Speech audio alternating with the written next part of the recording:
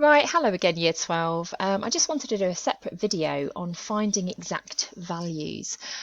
These are like the questions 3, 4, 5, 7 in exercise 6D and the mixed exercise question 9. So this is an example, and after this example I will go through another question, but there are not that many questions for you to try in the book, so maybe you could have a go at this with me and then try the next one yourself, and then I'll go through that one. So the idea behind this is that we're going to use our new identities to try and help us solve a question like this. So the information that we've been given is that tan of an angle is -5/12 and that our angle is obtuse. So I want you to have think about what that actually looks like if we were to draw the tan curve. Now if we're going to draw the tan curve, fabulous drawings, we would know that it looks a bit like this. And I would like you to think about what part of the tan curve is actually relevant for this question. Well, if I know that tan of A is -5/12 and A is obtuse, then I'm obviously going to be looking for an angle that's between 90 degrees and 180 degrees. So I'm going to write down if A is obtuse, that means, therefore, that A is between 90 and 180 degrees. So I'm definitely going to be looking for a value that I've just gone over in red, and it's pertaining to that lower part of the tan curve there. So I know that -5/12 is a value of one of those angles between 90 and 180 degrees. It's probably somewhere around there. Let's put -5/12 as the line that cuts along the y-axis. Okay, so that's what we do know. What else have we got to do? We've got to find the sec of angle A. Now, if I think about our trig identities that we learnt recently, last lesson on YouTube, I've got the tan squared of an angle A, add 1 is equal to sec squared of our angle. Now that's quite useful because I need to know the sec of A. So I think to help me answer this part A, I'm going to start substituting what I know into that equation. So I know that tan of A is -5/12.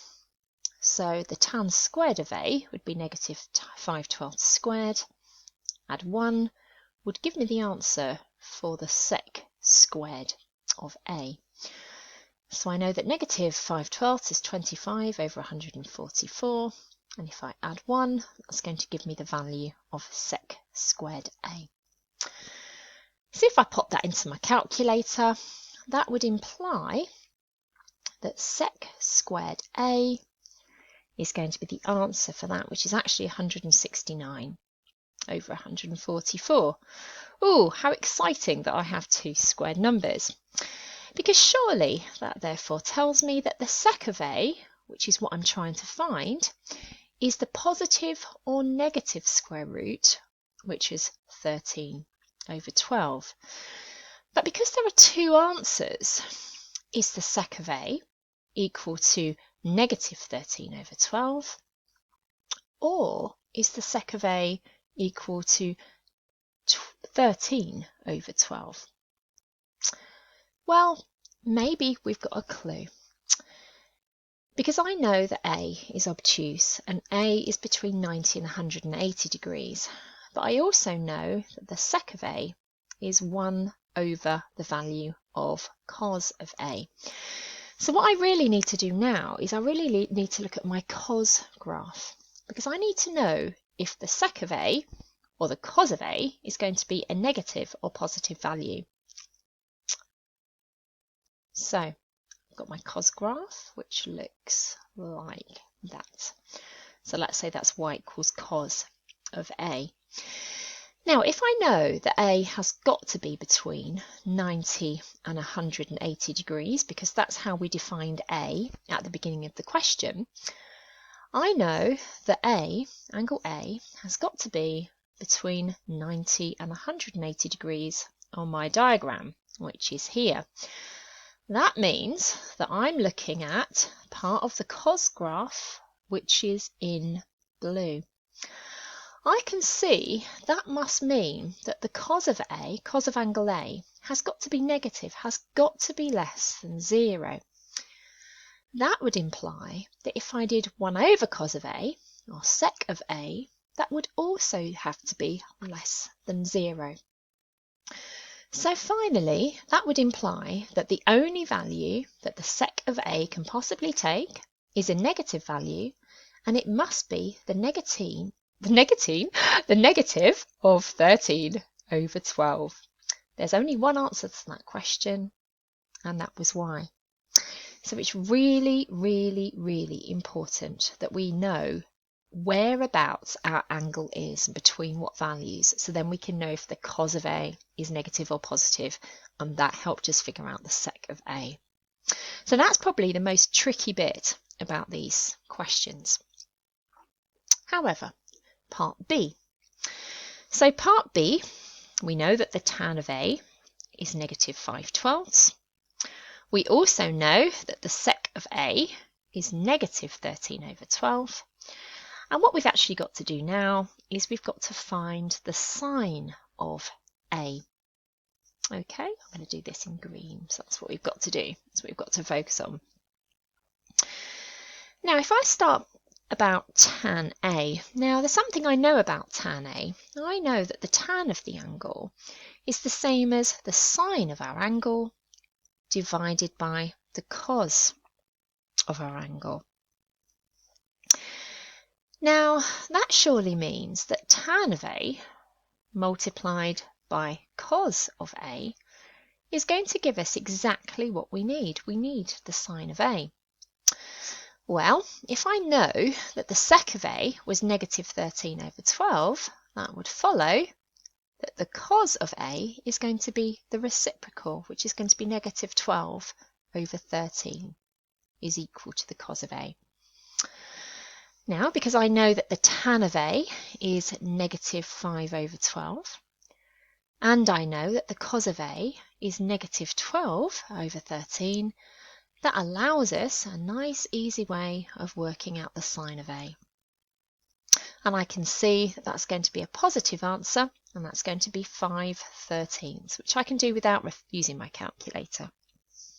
So I've answered both A and B, and I'm feeling fairly confident about that. So I'm going to give you another question for you to have a go at now, which is probably a little bit harder, but it goes on exactly the same understanding. Okay, so I'm going to be looking at exercise 6D, question 5, which says that given that cos of theta is 24 over 25, and that theta is a reflex angle, it wants you to find two things. So it wants you to find exact values, and that's the clue that you need to kind of have a different method up your sleeve, not just use your calculator, especially if you've got to show detailed reasoning, which you need to be prepared for every single question at A level. So it could be tan theta or cosec theta that you've got to find. Okay. Right, so theta is a reflex angle. Now this is what makes it a little bit more tricky, because a reflex angle can be anything from 180 degrees up to 360 degrees. So if I were to sketch my cosine graph, which looks like this, I've got a little bit of a problem, because I know that my angle could be anything from 180 right up to 360. But with my cosine graph, it says that the cos of theta is 24 over 25. Now I know that 24 over 25 must be somewhere along the green dotted line. Now, I thought I had a little bit of a problem because I thought that the cosine of my angle could either be positive or negative, but in my question it's telling me that it's a positive value and it's 24 over 25. So I now know another piece of information. I now know, therefore, that my angle is not just between 180 degrees and 360, but it's anywhere between 270 and 360 degrees. I'm just not quite sure where, but it's definitely got to be within that range. I really needed to know that for this question because the first part I've got to find tan theta. Well, let's see why that information is remotely useful.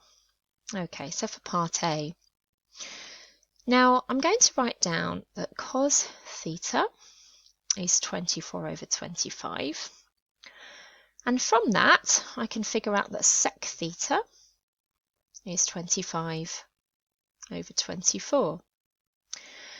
Now, I'm going to use that knowledge because, of course, if I'm using my identities, I know that tan squared theta plus 1 is the same as sec squared theta.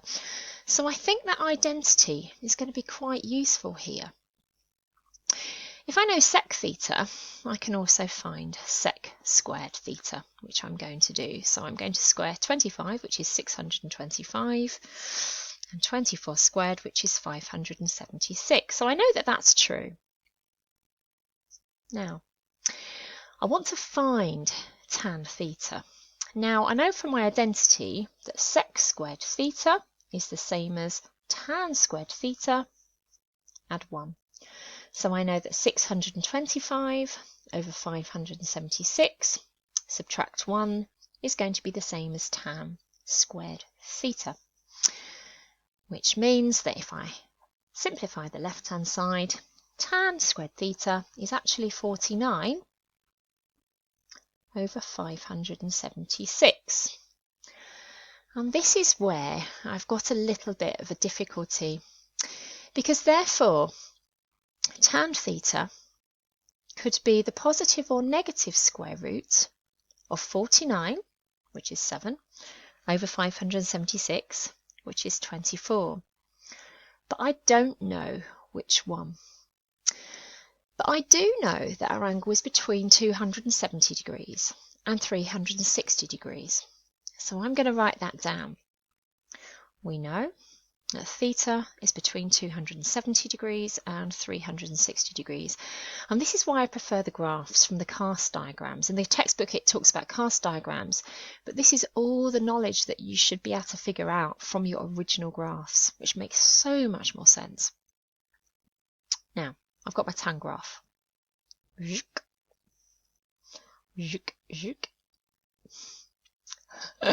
get better every time, don't they? Okay, so if I'm looking for theta between 270 and 360, I know that theta has got to be that section in red somewhere along there.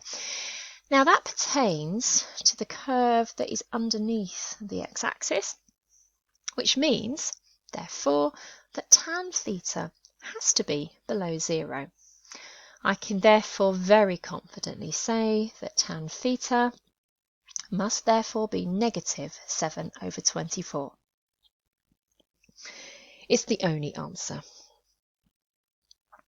Right, the second part of the question, I've got to find cosec theta. And I happen to have a little identity that could help me. I know that cot squared theta add 1 is equal to cosec squared theta. Or, of course, I could just work with what I know. In fact, I might choose to work with what I know. I know that cosec theta is 1 over sine theta. I also know from the previous question that tan theta is negative 7 over 24. And what else do I know? I'm trying to look for my piece of paper, so I'm just going to scroll up. I think from the question, cos theta was 24 over 25. Cos theta was 24 over 25. And I really like this little method now. Now, because I know that tan of theta is sine theta over cos theta, I also know that tan of theta multiplied by cos theta is the same as sine theta. So negative 7 over 24 multiplied by 24 over 25 has to give me sine theta. And that's why I like this method a lot. That's negative 7 over 25.